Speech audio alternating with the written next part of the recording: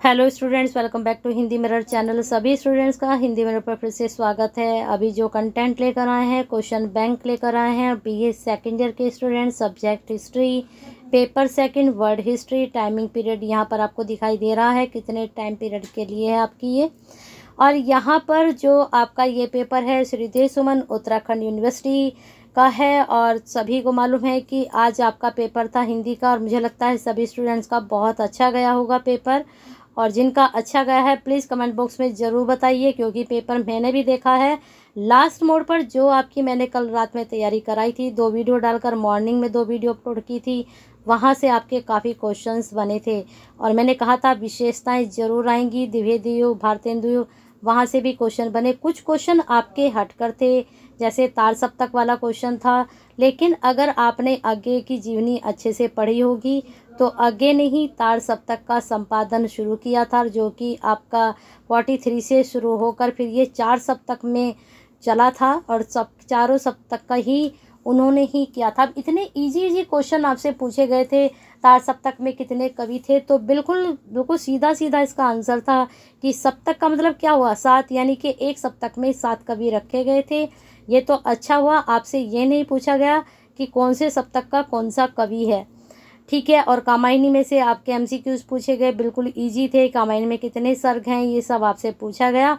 और आपका जो लज्जा सर्ग था सिर्फ उसके बारे में आपसे पूछा गया।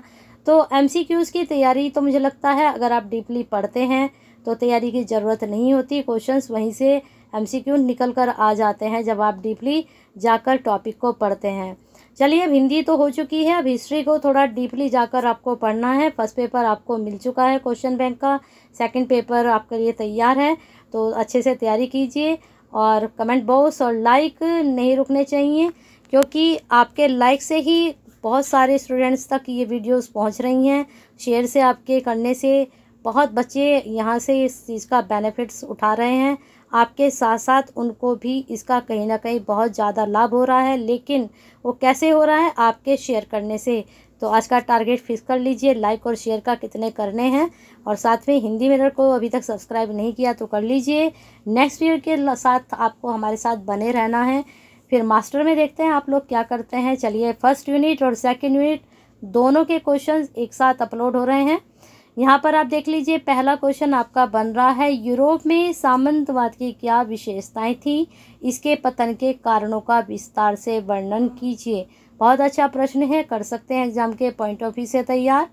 नेक्स्ट क्वेश्चन है, भौगोलिक खोजों का आधुनिक इतिहास में क्या महत्व है तथा इसके कारणों पर विस्तार पूर्वक वर्णन कीजिए।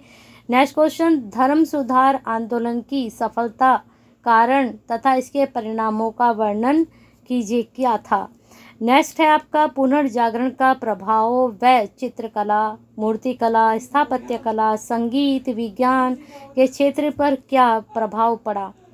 क्षेत्र पर क्या पड़ा, यहाँ पर प्रभाव यहाँ पर शुरू में आ रहा है। तो इनका जो पुनर्जागरण हुआ, इन्हीं सभी क्षेत्र पर क्या प्रभाव पड़ा, इसके बारे में विस्तृत चर्चा करनी है। नेक्स्ट क्वेश्चन, यूरोपीय महाद्वीप में हुए वैज्ञानिक क्रांति के महत्व का सविस्तर वर्णन करना है। यानी कि जो यूरोप महाद्वीप में जो वैज्ञानिक क्रांति हुई थी उसका क्या महत्व था, इसके बारे में आप बता सकते हैं। नेक्स्ट क्वेश्चन है, वाणिज्यवाद से आप क्या समझते हैं, इसकी विस्तृत व्याख्या करते हुए विभिन्न देशों पर वाणिज्यवाद के प्रभाव की विवेचना कीजिए। तो इस प्रकार से फर्स्ट और सेकंड यूनिट से ये 6 क्वेश्चन आपके लिए तैयार हैं। और 12 क्वेश्चन आप समझ लीजिए, हर एक के साथ कुछ ना कुछ अटैच है। नेक्स्ट आपके आ चुके हैं 3 और 4 यूनिट। 3 और 4 यूनिट में पहला क्वेश्चन आपका बन रहा है, यूरोप में 30 वर्षीय युद्ध के कारणों की व्याख्या कीजिए। 30 वर्षीय युद्ध की घटनाओं का उल्लेख कीजिए। 30 वर्षीय युद्ध में स्पेन की असफलता के कारणों का वर्णन कीजिए।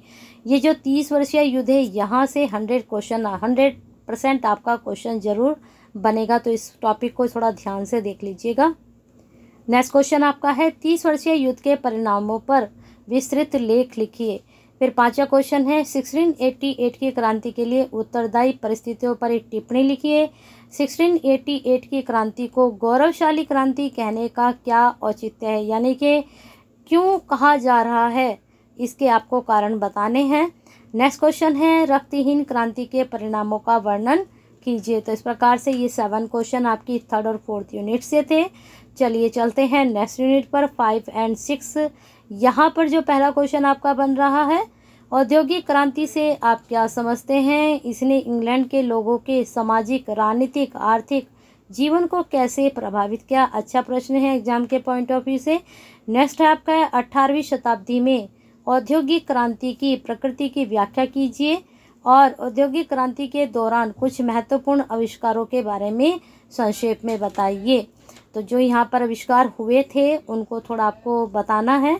नेक्स्ट क्वेश्चन है, इंग्लैंड में औद्योगिक क्रांति के प्रमुख कारण और उसके क्या प्रभाव रहे? जो औद्योगिक क्रांति हुई, यहाँ पर भी देखिए औद्योगिक क्रांति पूछी गई आपसे और यहाँ भी, तो इनको अटैच करके आप पढ़ सकते हो। नेक्स्ट क्वेश्चन है, अमेरिकी स्वतंत्रता संग्राम के लिए उत्तरदायी कारक क्या थे? जो अमेरिकी स्वतंत्रता संग्राम हुआ उसके क्या कारण रहे? युद्ध के परिणामों का समालोचनात्मक परीक्षण कीजिए। यहाँ पर कुछ टिप्पणी दे दी गई हैं, इनको आप देख सकते हैं। पहली है लॉर्ड नॉर्थ की चाय नीति, बोस्टन की टी पार्टी। ये हिंदी में हो गया चाय नीति, बाकी टी पार्टी इंग्लिश में हो गया। बात एक ही है, दोनों में अंतर भी पूछ सकते हैं आपसे। नेक्स्ट क्वेश्चन आपका 7 यूनिट से, फ्रांसीसी क्रांति के लिए उत्तरदायी कारक कौन कौन से थे? इस प्रकार से ये 7 यूनिट आपकी शुरू हो चुकी है और फर्स्ट क्वेश्चन आपके पास पहुंच चुका है। चलिए नेक्स्ट क्वेश्चन पर चलते हैं। अब देखिए सेकंड क्वेश्चन है आपका है 1789 की क्रांति की प्रमुख घटनाओं का वर्णन कीजिए। नेशनल कन्वर्सेशन को किन समस्याओं का सामना करना पड़ा और कन्वर्सेशन ने उन्हें कैसे हल किया? बहुत अच्छा प्रश्न है ये भी। राष्ट्रीय सभा के कार्यों का मूल्यांकन कीजिए। एग्जाम के पॉइंट ऑफ व्यू से ये भी बहुत अच्छा प्रश्न है। नेक्स्ट क्वेश्चन है, फ्रांस में डायरेक्टरी शासन के इतिहास की रूपरेखा तैयार कीजिए और इसकी विफलता का लेखा जोखा भी बनाइए, यानी कि क्या कारण रहे कि ये विफल रही। फिर है आपकी थोड़ी सी टिप्पणियां हैं, संक्षिप्त टिप्पणी यहाँ पर आप देख सकते हैं। फ्रांस की संसद और टेनिस कोर्ट की शपथ, दोनों ही टॉपिक बहुत महत्वपूर्ण है। ये तो आपका बहुत ही महत्वपूर्ण है, यहाँ से क्वेश्चन हर बार बनता है। नेक्स्ट आपका 7 क्वेश्चन 7 यूनिट में, क्या आप सहमत हैं कि 1789 की फ्रांसीसी क्रांति दार्शनिकों के प्रभाव का परिणाम थी? अपने जवाब के कारण भी दीजिए। आ चुके हैं यूनिट 8 की तरफ, देख लेते हैं यहाँ पर कौन कौन से आपके क्वेश्चन निकल रहे हैं। पहला क्वेश्चन, नेपोलियन बोनापार्ट के प्रारंभिक जीवन पर एक टिप्पणी लिखिए। प्रथम काउंसिल के रूप में नेपोलियन के सुधारों की चर्चा कीजिए। फ्रांस के सम्राट के रूप में नेपोलियन की उपलब्धियों का वर्णन कीजिए। फिर नेक्स्ट क्वेश्चन है, नेपोलियन के पतन के कारणों का विस्तृत वर्णन कीजिए। फिर नेक्स्ट क्वेश्चन आपका 5वां, नेपोलियन के शत दिवस का वर्णन कीजिए। नेपोलियन की महाद्वीप व्यवस्था उसकी एक महान भूल थी। उपरोक्त कथन के लिए वैध तर्क दीजिए कि ऐसा क्यों था कि उसने ये बहुत बड़ी भूल की थी, आप उसे तर्कों के द्वारा समझाइए। तो इस प्रकार से आपके 8 यूनिट तक ये कंप्लीट हो चुके हैं क्वेश्चंस। फर्स्ट और सेकंड आपके मिक्स है, थर्ड और फोर्थ आपके मिक्स है और आपके 5th 6th 7 8 सब ये अलग अलग हमने दे दी हैं और सारे क्वेश्चन बहुत ही महत्वपूर्ण हैं। थोड़ा इनको ध्यान से आप पढ़िए और करिए। काफ़ी टाइम है हिस्ट्री के पेपर में, क्वेश्चन बैंक आप तक पहुंच चुका है, तो तैयारी करनी शुरू कर दीजिए। थर्ड ईयर की भी कोशिश करेंगे जल्दी ही अपलोड करने की। तब तक हिंदी मिरर के साथ बने रहिए, सब्सक्राइब करते रहिए, लाइक करते रहिए और शेयर करते रहिए।